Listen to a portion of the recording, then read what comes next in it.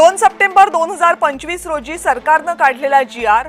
हा आंदोलनाच्या दबावामध्ये जारी केला गेला होता। म्हणजे सरकारवर आंदोलनाचा दबाव होता म्हणून तो जी.आर. काढला गेला।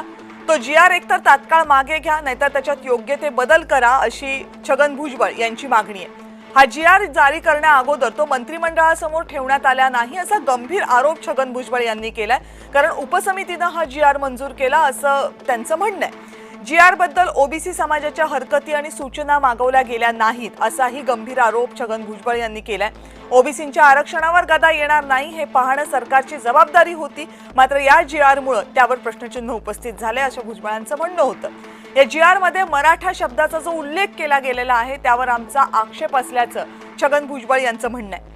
कुणबी आणि मराठा हे दोन वेगवेगळे समाज आहेत। सरकारनं सुद्धा यावेळी या अगोदर हे कागदोपत्री मान्य केलेलं आहे। मात्र या जी.आर. मध्ये 2024 मध्ये मराठा समाजासाठी जे एसीबीसी आरक्षण लागू करण्यात आलं होतं त्याचाही उल्लेख आहे। मराठे आर्थिकरित्या मागास असू शकतात पण ते सामाजिकरित्या मागास नाहीत हे छगन भुजबळ यांनी या पत्रामध्ये अधोरेखित केलंय, जे या अगोदर नेमलेल्या अनेक आयोगांनी म्हटलेलं आहे।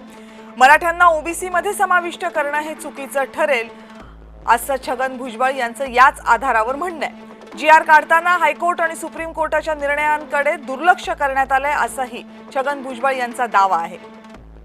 आणि जात वैधता प्रमाणपत्र कसं द्यायचं याचे काही निश्चित नियम आहेत आणि त्यांच्याकडे दुर्लक्ष करता येणार नाहीत, पण या जी.आर. मुळे त्याकडे दुर्लक्ष होतंय असं छगन भुजबळ यांचं म्हणणं आहे। याशिवाय हैदराबाद गॅझेटियर बद्दल योग्य ती अंमलबजावणी शिंदे समितीनं जुलै 2024 मध्येच केली आहे, जेव्हापासून शिंदे समिती स्थापन झाली।